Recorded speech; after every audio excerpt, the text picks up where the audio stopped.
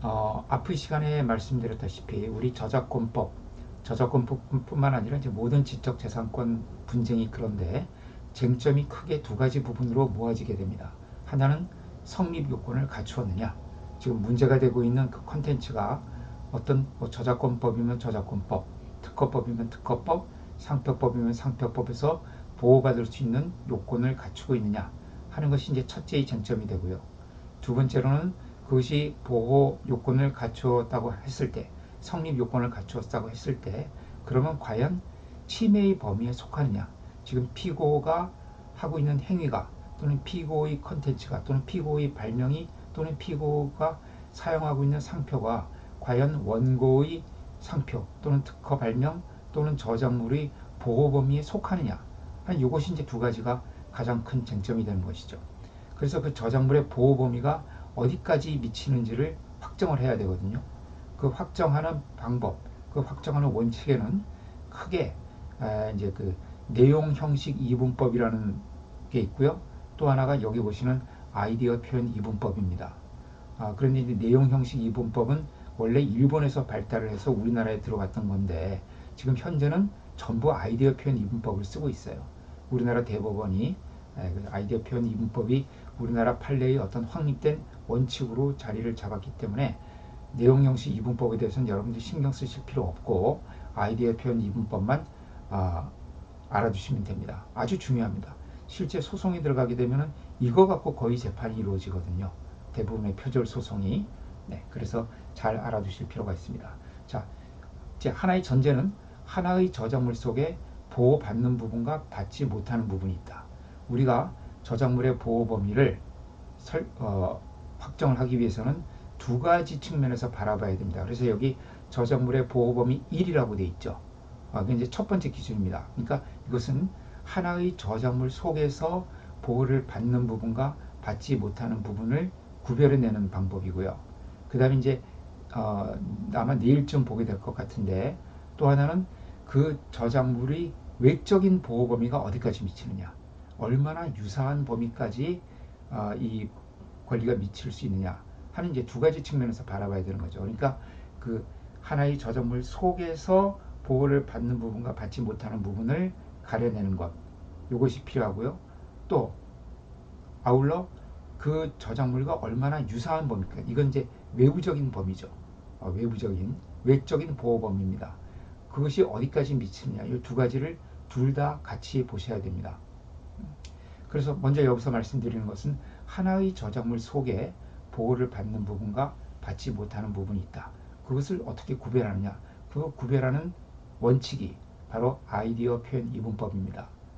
그래서 보시면은 어떤 컨텐츠가 창작성이 있어서, 즉 성립 요건을 갖추어서 저작물이 되고 따라서 저작권의 보호를 받는다 하더라도 그 컨텐츠 전체, 즉 모든 부분이 다 저작권의 보호를 받을 수 있는 것은 아니다.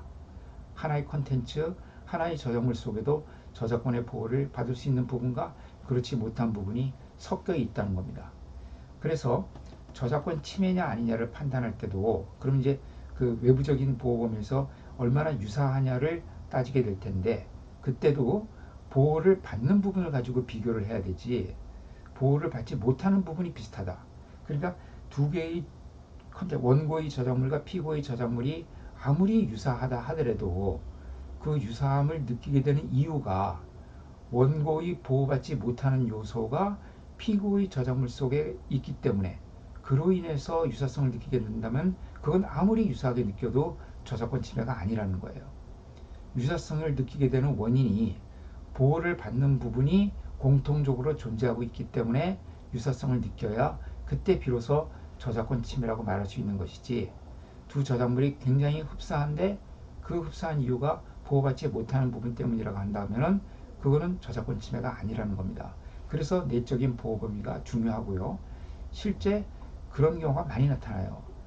특히 제 경험상으로 보면은 직물 디자인, 그 외 옷감 같은 거, 직물 디자인은 두 개의 그 직물 디자인이 너무너무 흡사해서 10m만 떨어져서 보면 구별이 안 갈 정도로 비슷하지만은 그 비슷한 이유가 서로 보호받지 못하는 요소들을 공통적으로 하고 있기 때문에, 예를 들어서 이미 종전에 있던 어떤 꽃무늬라든가 이파리문이라든가 이런 것을 원고가 어디서 갖다 썼는데 그것이 피고의 직물 디자인에도 공통적으로 존재하고 있기 때문에 유사성을 느끼게 되는 경우, 그런 경우엔 설사 두 직물을 구별할 수 없을 정도라 하더라도 저작권 침해가 안 되는 거죠. 그러니까 원고 입장에서는 저거 내 거하고 똑같아 이렇게 주장할 수 있어요. 그러나 실제 분석적으로 들어가 보게 되면은 저작권 침해가 안 되는 겁니다. 그게 바로 이 하나의 저작물 속에서 보호받지 못하는 부분들이 있기 때문에 그렇다는 것이죠. 이런 사례들이 앞으로 이제 많이 나오게 되는데요. 그래서 여기 이제 사례가 하나 나오죠. 태진아의 노래 사랑은 아무나 하나. 이 노래 아시죠? 이게 이제 그 표절 시비에 걸렸어요. 그래서 어떤 그 다른 작곡가가 작곡한 여자야라는 노래가 있는데 이 노래를 표절을 했다. 이 태진아의 노래가. 이래서 이제 소송이 됐는데 실제 두 음악은 상당히 유사하게 들립니다. 그런데 대법원에서 어떻게 판결을 했냐면은 이 두 개의 노래를 보니까 둘 다, 그러니까 이 A의 여자애라는 노래를 보니까 그것이 순수한 창작으로 돼 있는 것 같지만 실제 그 중에 어떤 부분이 영자송이라는 우리 구전가요. 이게 이제 군대에서 불려지는 노래인데요. 이제 그런 누가 작곡했는지는 모르고 이제 그런 노래인데 그것을 그 테마를 따온 거예요. 여자애라는 노래가. 그래서 이제 그래서 만들어진 것이 여자애라는 노래인데 사랑은 아무나 하나도 보니까 그 부분이 공통적으로 들어가 있는 거예요. 그래서 두 개를 들었을 때 우리 청취자들이 굉장히 유사하게 이건 실질적으로 유사하다고 느끼지만은 그 느끼게 되는 원인이 바로 이렇게 보호받지 못하는 요소, 원고가 스스로 직접 창작한 부분이 아닌 영자송이라는 노래에서 따온 부분을 서로 공통적으로 보유하고 있기 때문에 이것이 이제 유사하게 느껴졌다는 거죠. 그래서 이런 경우에 그래서 저작권 침해 여부를 판단할 때도 보호받는 요소를 갖고 비교를 해야 되지 보호받지 못하는 요소를 갖고 아무리 유사해도 저작권 침해가 되지 않는다는 겁니다. 그래서 저작권 침해를 부정을 했던 사례입니다. 그래서 그러면 하나의 저작물 속에서 이제 보호를 받는 부분과 받지 못하는 부분을 구별하는 그런 기준을 세워야 될 텐데 그것이 바로 아이디어 표현 이분법입니다. 다시 말하면 아이디어는 보호를 못 받고 표현만 보호를 받는다는 거예요. 아까 아이디어라는 것이 뭐라 그랬습니까? 사상이나 감정을 통틀어서 아이디어라고 했죠. 네. 그래서 사상이나 감정 그 자체가 아이디어고요. 그것을 창작적으로 표현하는 것이 저작물이 되는 것이죠. 그러니까 사상 자체, 사상이나 감정 그 자체는 보호를 받지 못한다. 그리고 그것을 창작적으로 표현한 것만이 보호를 받는다 하는 것인데요. 그래서 아이디어 표현 이분법이 되는데 이것이 이제 좀 더 폭넓게 우리가 생각을 해서 아이디어라는 것은 사상이나 감정 그 자체일 뿐만 아니라 또 어디서 기존에 있는 것에서 가져온 것들, 또 우리의 어떤 공통적인 문화 유산들, 이런 것들 또는 창작의 어떤 기본적인 도구들 이런 것들을 포괄적인 개념으로 일컫는 것을 아이디어라고 생각하시면 되겠어요. 그래서 하나의 저작물 속에서 보호받지 못하는 부분 그것이 이제 아이디어다. 그래서 이제 좀 이따 보시면은 어떤 것이 아이디어에 속하는지를 이제 말씀을 드릴 겁니다. 자, 그래서 이것이 이제 아주 중요한 개념이고 실제 판례를 보면은 굉장히 많이 나오는 얘기예요. 대부분의 저작권 소송에서 이 얘기가 나옵니다. 아까 그 우리 PPT 뭐 그런 그 기획 홍보물 사건도 되게 이제 그런 그 문장들도 되게 아이디어의 영역에 속한다고 보는 것이죠. 또 그리고 그 뭡니까 어, 그 아까 설계도 사건도 창작성이 없다고 했지만은 또 반면에 그 판결에 보면 창작성이 없다. 또 그리고 이런 것은 아이디어에 해당된다. 이렇게 여러 가지로 그 논리를 구성을 하고 있어요. 그래서 이제 창작성이 없어서 저작물을 성립할 수 없을 뿐만 아니라 설사 성립한다 하더라도 이것은 이 부분은 아이디어의 영역에 속하는 부분이다. 이런 식으로 이제 판결하고 있는 것을 볼 수가 있습니다. 자, 그래서 예를 한번 들어볼게요. 자, A라는 작가가 조선시대의 양반 사회가 부조리로 가득 찬 사회였다. 이런 부정적인 생각을 갖게 됐어요. 사상이죠. 자기가 무슨 역사책을 공부를 하든 여러 가지 이제 그 지식을 습득했는데 그런 과정을 통해서 조선시대 양반 사회에 대해서 부정적인 사상을 갖게 됐어요. 아이디어죠. 그 아이디어를 표현하기 위해서 이 사람이 홍길동전을 썼습니다. 예를 들어서 홍길동전을 썼어요. 그래서 어떤 도적이 주인공이 돼가지고 양반들을 혼내주는 그런 창작적인 스토리를 표현을 하게 되면 홍길동전이라는 저작물이 되죠. 그때 이제 이 홍길동전이라는 저작물 속에는 바로 이 사람의 사상이 들어 있습니다. 조선시대 양반 사회에 대한 부정적인 생각, 이것을 아이디어라고 하는 거죠. 그 아이디어를 이 사람이 여러 가지 이제 뭐 이 소설을 썼다는 건 언어로 표현한 것이고요. 이것을 뭐 판소리로 표현했다 그러면 음악과 가사로 표현을 했겠죠. 언어로. 그 다음에 뭐 영화로 표현했다 그러면 영상 저작물이 되는 것이고, 이런 이제 표현을 통해서 이걸 저작물이 되게 됩니다. 그래서 이런 그 홍길동전이라는 소설 속에는 그 사람의 사상과 그 사상을 창작적으로 표현한 표현이 들어있는 것이죠. 그 중에서 이 사상 자체는 보호를 받지 못하고, 사상은 설사 누군가가 그것을 표절해가도 저작권 침해로 주장을 할 수 없다는 거예요. 표현이 도용되었을 때 비로소 저작권 침해를 주장할 수 있다는 것이죠.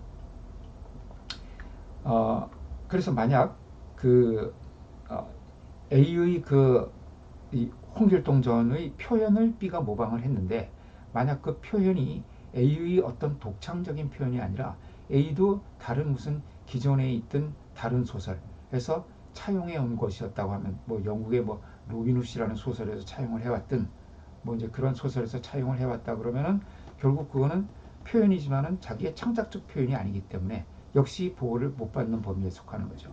그러니까 보호를 받는 부분은 표현, 그 중에서도 창작성 있는 표현. 그럼 창작성 있는 표현이란 건 뭐냐? 자기가 독자적으로 생각을 해냈고 누가 해도 같거나 비슷하지 않을 것. 두 가지가 필요하죠. 독자적으로 작성했을 것, 최소한도의 개성이 있을 것. 최소한도의 개성이 있다는 것은 누가 해도 같거나 비슷하게 되지 않을 것. 이런 표현만이 보호를 받는다. 다시 말하면 창작적 표현 부분만 저작권으로 보호를 받는다.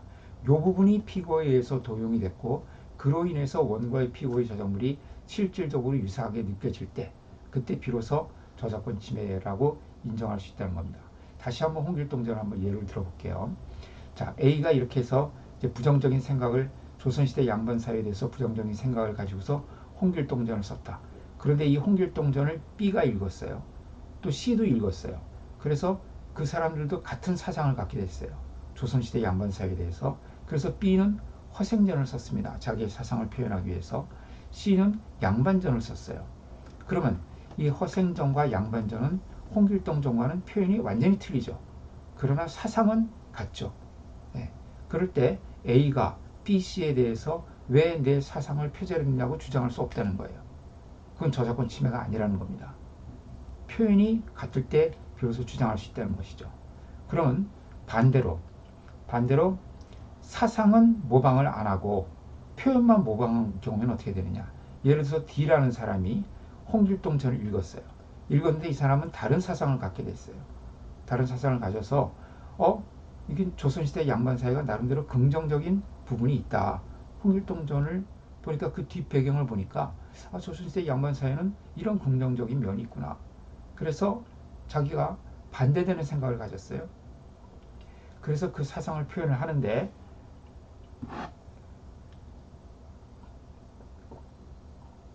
전혀 새로운 스토리를 쓴 것이 아니라 홍길동전에 나오는 몇 개의 에피소드를 모방을 한 겁니다. 모방을 해서 홍길동이 막 이렇게 도적질을 하다가 결국은 죄를 받아서 사형에 처해지고 그것으로 사회가 안정된다. 이런 엔딩으로 끝냈다는 거예요. 그래서 뭐 스토리가 완전히 똑같지는 않지만은 홍길동전에 들어있는 그런 구체적인 에피소드들 몇 개를 차용한 거죠. 그러면 사상은 완전히 다르지만 표현이 일부 모방이 됐죠. 이런 경우에는 그 일부분에 대해서 저작권 침해가 될 수 있다는 거예요. 창작적인 표현이 들어갔기 때문에. 다시 말하면 사상이 같으냐 틀리냐는 상관이 없어요. 사상이 같아도 저작권 침해를 주장할 수 없는 거고, 사상이 다른 건 물론이고요. 문제는 창작적 표현이 도용이 되느냐 안 되느냐에 달려 있다는 겁니다. 표절이 되느냐 안 되느냐는. 그래서 이런 그 표현 중에서도 모든 표현이 보호를 받는 것이 아니라 이 작가의 창작적인 부분. 그래서 여기 도표를 하나 그려놨죠. 자, 이 하나의 저작물 속에는, 하나의 저작물은 아이디어와 표현으로 구성이 되죠. 이 아이디어 중에도 창작성이 없는 아이디어, 그러니까 나무의 아이디어를 내가 같이 갖게 되는, 나무의 아이디어를 같이 느끼게 된 경우가 있고요. 또는 창작성이 있는, 이건 다른 책에는 없는 아이디어예요. 내가 처음으로 생각해낸, 내가 처음으로 느끼게 된 아이디어예요. 그런 경우도 있겠죠. 이런 A도 있고 B도 있을 수가 있고 또 A만 있고 B만 있는 경우도 있고요. 또 표현도 창작성이 없는 표현과 남한테서 빌려온 표현이죠. 그 다음에 창작성이 있는 표현도 있고요. 이럴 때 저작권의 보호를 받는 부분은 이 D부분만 보호를 받는다는 거예요. 아이디어는 창작성이 있거나 없거나 보호를 못 받고 표현이 보호를 받는데 표현 중에서도 창작성 있는 표현만 보호를 받는다는 거죠. 그래서 이 부분이 그러니까 저작권 침해 소송에 들어가게 되면은 원고는 자기 저작물 속에서 어떤 부분이 창작적인 부분이에요. 창작적인 표현 부분이라는 것을 밝혀야 돼요. 대개 이제 소송에 들어가게 되면 뭐 두 개의 책이다. A의 책과 B의 책에 대해서 지금 저작권 소송이 걸렸다. 그러면은 그냥 책 두 권 판사님한테 드리고서 한번 오늘 가서 읽어보세요. 얼마나 비슷한지 한번 판단해 보시죠. 이렇게 해서 되는 게 아니라는 거예요. 그렇게 되는 것이 아니라 원고는 자기의 저작물 속에 피고의 저작물이 어떻게 이제 유사하게 된지 리스트로 적어내야 됩니다. 그러니까 순번 1, 2, 3, 4, 5, 6, 7, 8 쭉 번호를 적고요. 그 다음에 그 왼편에는 원고의 저작물 몇 페이지 몇째 줄에 어떤 부분, 그 다음에 피고의 책 몇 페이지 몇째 줄 어떤 부분이 동일하다 또는 유사하다, 이것을 다 리스트로 만들어야 됩니다. 그리고 그것이 창작적인 부분, 표현 부분이라는 것을 다 표시를 해줘야 되는 거죠. 그래서 실제 그 소설 같은 거 소송에 들어가게 되면요, 그 리스트가 소설책보다 더 두꺼워요. 그리고 그 작업이 굉장히 힘듭니다. 그래서 저작권 소송은 품이 많이 들어가요. 가급적 소송을 안 하시는 게 좋아요. 실제 그 들어가는 그 노력만큼 손해배상이 나오질 않습니다. 그러니까 이제 그런 소송이 걸리면은 보통 이제 그걸 변호사가 다 할 수가 없고요. 이제 원고 쪽에서 뭐 그걸 이제 다 또 리스트를 만들고 또 피고는 피고 나름대로 다 리스트를 만들어야 되거든요. 그리고 아까 말씀드린 그 대망 사건 같은 거요. 대망이 30권짜리거든요. 그게 소설이. 그래서 그 소송을 어떻게 했냐면은 1권만 갖고 소송을 했어요. 그 30권 갖고 소송 못 합니다. 그거 하면은 뭐 이 1권만 갖고 소송하는데 5년 걸렸거든요. 그 소송이 2016년도에 시작이 됐어요. 대망 사건이. 그래서 바로 이제 며칠 전에 끝났기 때문에 5년이 걸린 거죠. 1권 하나만 갖고. 근데 그 1권 하나만 갖고 한국저작권위에서 감정을 했는데 그 감정서에 보면 그 감정서도 상당히 두꺼워요. 거기도 다 그 몇 페이지에 몇째 줄과 그걸 원피고 그 대망 그 75년판 대망과 2005년판 대망을 다 비교를 해놨습니다. 그래서 그것이 어떻게 바뀌었고, 이것은 일반적인 번역이고, 이것은 그냥 단순히 맞춤법의 수정이고, 이것은 약간 표현이 바뀌었고, 그것을 다 이렇게 항목별로 분석을 하는 거니까 보통 작업이 아니죠. 네. 그것을 이제 옛날도 아니고 뭐 얼마 전까지만 해도 다 원고가 했었는데 요새는 이제 한국저작권위원회 감정을 맡기면은 지금 우리 저작권법상 법정 감정기관으로 되어 있는 것이 한국저작권위원회입니다. 한국저작권위원회가 저작권법에 의해서 유일한 법적 감정기관으로 되어 있거든요.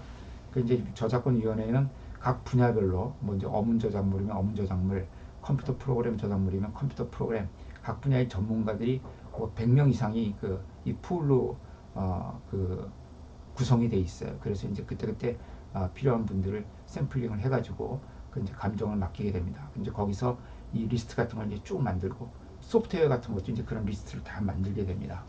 그래서 이제 그런 표절 검사를 하게 되는 것이죠. 그래서 이것이 이제 만만한 작업이 아닙니다. 자, 그러면은 어떤 것이 아이디어고 어떤 것이 표현이냐를 우리가 한번 카테고리를 한번 나눠볼 필요가 있는데요. 표현은 워낙 다양하기 때문에 우리가 표현을 카테고리화 할 수는 없어요. 대개 이런 것들이 아이디어에 해당되더라 하고 우리가 공통적인 우리가 어떤 인식을 갖게 된 것이 세 가지 카테고리가 있습니다. 세 가지 카테고리. 그것이 바로 여기 보시는 이제 컨셉, 그 다음에 문제의 해법, 창작의 도구, 요 세 가지입니다. 이게 이제 일반적으로 지금 그 저작권 법학자들 사이에서 이건 법에 나오는 개념은 아니에요. 법에 이런 기준이 있는 것은 아니고 우리 학계와 그 다음에 또 학계의 어떤 이론을 받아들여서 판례에 의해서 이런 것들이 주로 아이디어의 영역에 속한다. 이거는 그러니까 보호를 못 받는다는 거죠. 이런 부분들이. 그러면 컨셉트란 건 뭐냐 하면은 우리가 흔히 그 이 작품의 컨셉은 뭐야 이런 의미가 아니라 여기서 컨셉이란 것은 어떤 그 구성 방식입니다. 말하자면 그러니까 소비자를 끌어들이기 위한 일종의 어떤 마케팅 컨셉 같은 거, 시장에서 이런 식으로 우리 마케팅을 진행하자 이런 컨셉 같은 거요. 예를 들면 각종 컨테스트, 우리 뭐 이제 요새 오디션 프로그램 같은 거 많잖아요.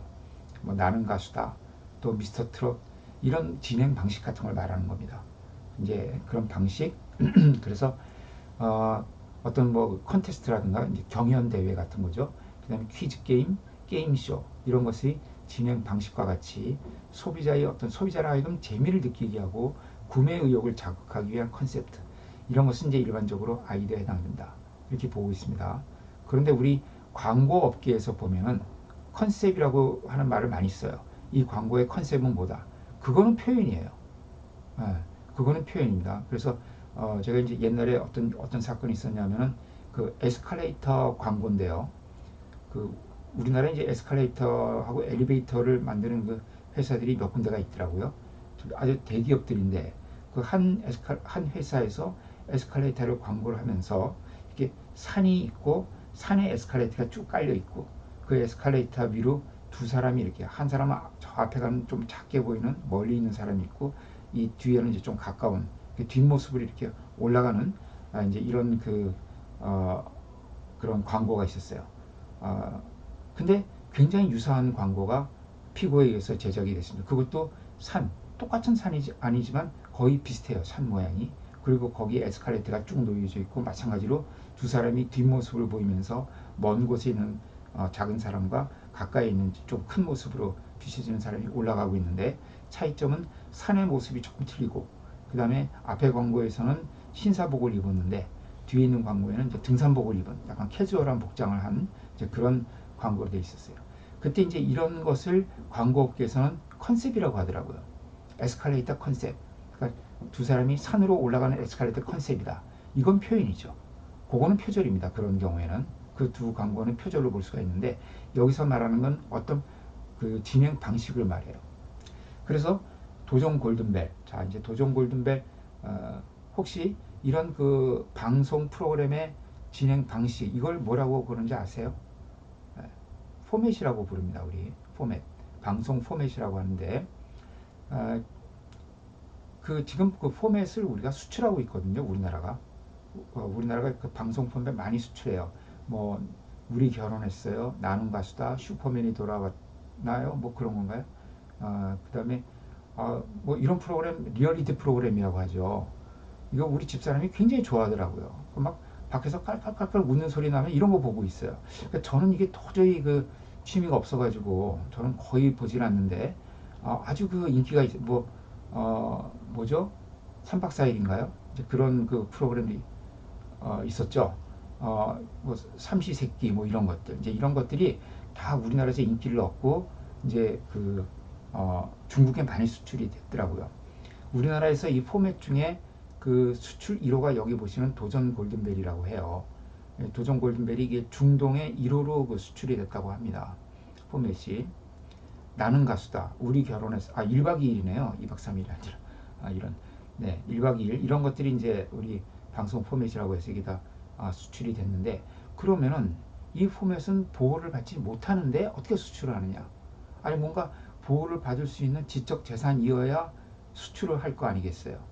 그런데 이걸 이제 수출을 하고 있거든요.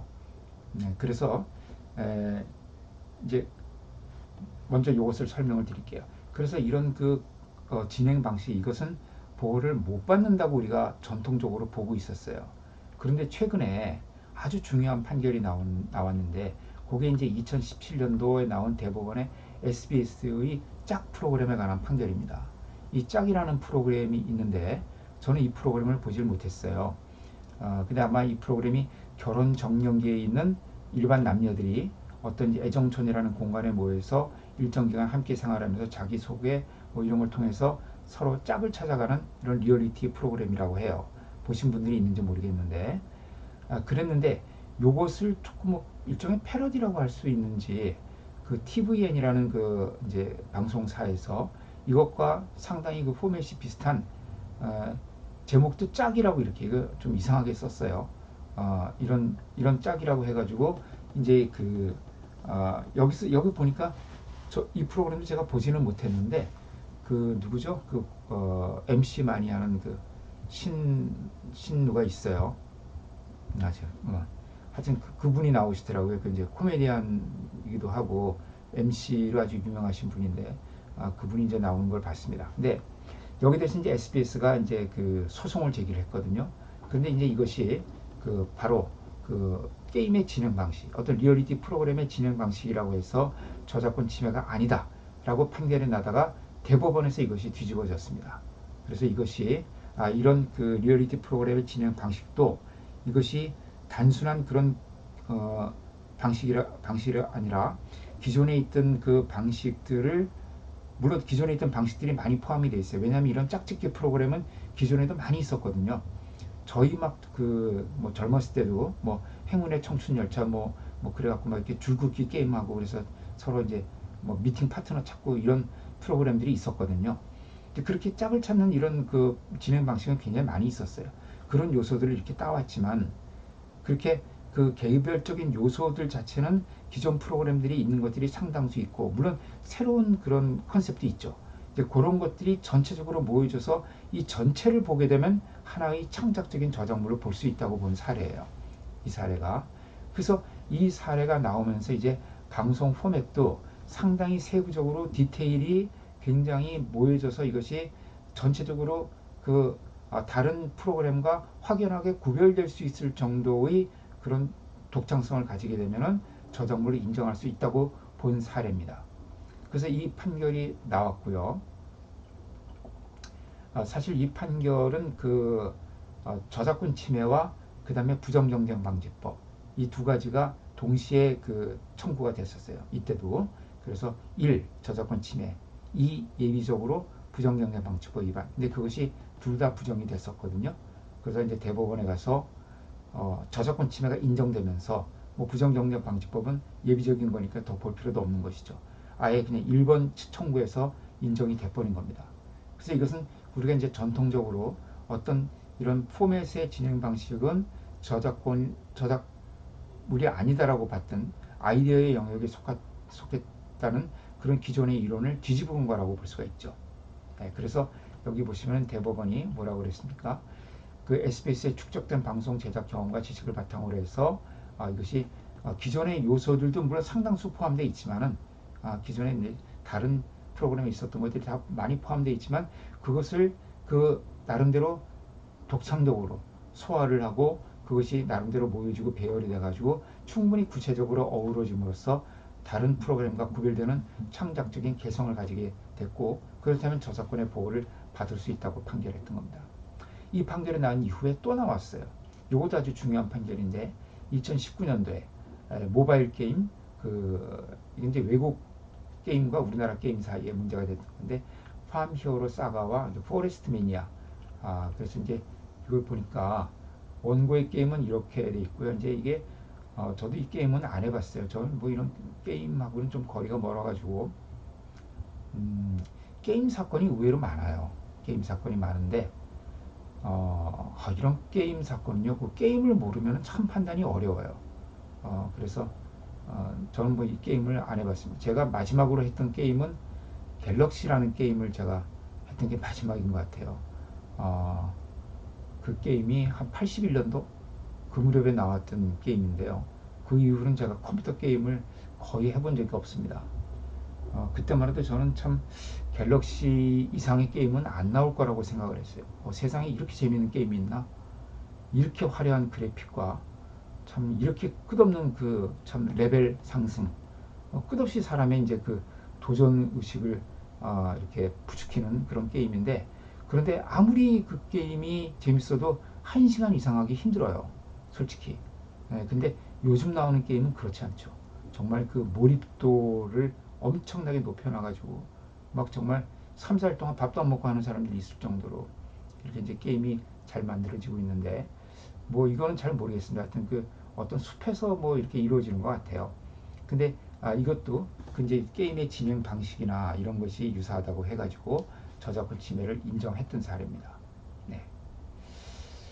그래서 우리 그 한국 저작권, 제가 자꾸 우리 한국 저작권위원회라고 하는데 저는 저작권위원회하고는 상관은 없습니다. 없는데 하여튼 그 한국 저작권위원회에서 이제 그 저작물 등록을 받거든요. 그 등록 매뉴얼에 이 방송 포맷을 어떤 식으로 창작성을 판단할 거냐는 그 포맷에 관한 그 매뉴얼이 얼마 전에 나왔습니다. 왜냐하면 이제 방송사들이 이런 포맷을 이제 그 등록을 하는 일이 많이 생기게 됐거든요. 근데 보시면은 이 방송 포맷이 간단하지가 않아요. 그러니까 예를 들어서 나는 가수다라는 이 오디션 프로그램의 방송 포맷이라고 하면은 보시면은 책 한 권이에요. 그래서 그걸 우리가 포맷 바이블이라고 부릅니다. 포맷 바이블. 그래서 아주 세부적인 부분까지 다 돼 있어요.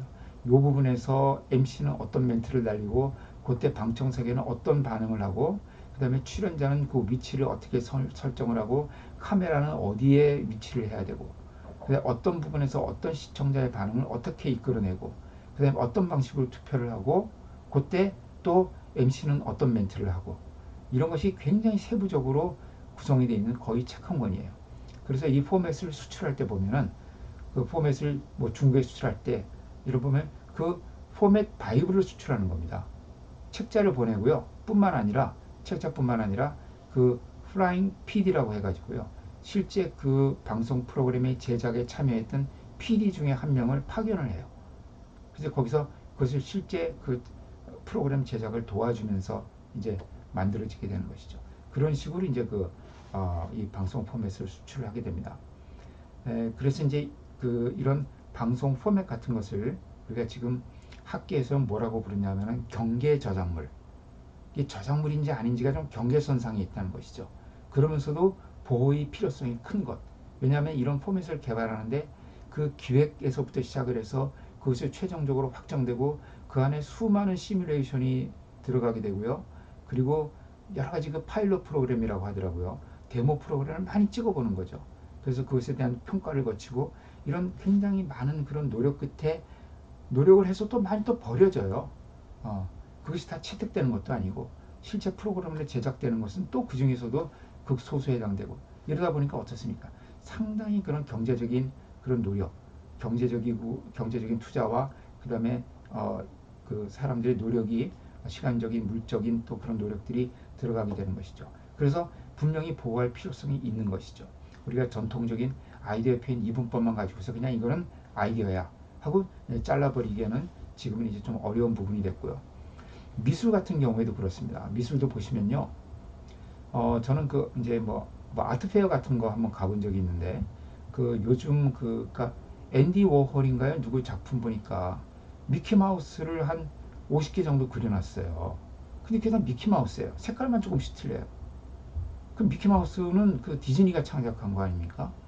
어, 그리고 어, 무슨 뭐 미키마우스하고 조금 다른 부분이 있으면 모르겠는데 그냥 완전 미키마우스예요. 그걸 50개 정도 그려놓은 거. 또 어떤 건 마릴린 몰로를 그냥 50개 정도 이렇게 모아놓은 거. 또 어떤 거는 그냥 상어 그 누구죠? 그 상어 그림 그 조각 갖고 이제 유명한 그 현대 작가가 있는데 이제 뭐 그런 이제 작품들을 보면은 도대체 이것이 아이디어를 넘어서는 창작적인 표현이라고 볼 만한 것이 있는가 하는 근데 그럼에도 불구하고 굉장히 경제적 가치가 높은 그런 것들이죠. 그런 것에 대한 보호 문제가 앞으로 이제 많이 대두가 될 것 같고요. 특히 이제 요즘 미니멀리즘이라고 해가지고 단순한 게 아름답다라는 제 우리 애플과 그 삼성 갤럭시가 굉장히 큰 소송을 벌였잖아요. 그 디자인 가지고서 이 아이폰 디자인을 이 갤럭시가 이제 모방했다고 해서 세계 여러 나라에서 그 소송을 했었는데 그 아이폰의 디자인이란 게 너무너무 심플하죠. 약간의 그 모서리가 동글동글한 근데 누가 해도 같거나 비슷하게 될 수밖에 없을 것 같은데 그 안에 들어있는 이제 그 앱들, 앱 아이콘들은 다 약간 동글동글한 그런 네모 형태로 되어 있고요. 자, 이런 것들이 그러면 그 저작권으로 보호받을 수 있는 거냐 하는 이제 이런 문제들, 이제 그런 문제들이 앞으로 이제 저작권법이 어떤 지금 해결해 나가야 될 부분, 이제 그런 부분이라고 볼 수가 있습니다. 그래서 지금 이제 말씀드리는 것은 전통적인 이론을 말씀을 드리는데 그런 이제 새로운 요소들이 컨텐츠가 발달하고 그 다음에 이제 그런 컨텐츠에 대한 평가 그리고 이런 제작 환경이 바뀌면서 굉장히 달라지고 있다는 것을 또 염두에 두셔야 될 것 같아요. 자, 그 다음에 이제 두 번째로 그, 좀 쉬어야 되겠네요. 네, 우리 조금 쉽시다.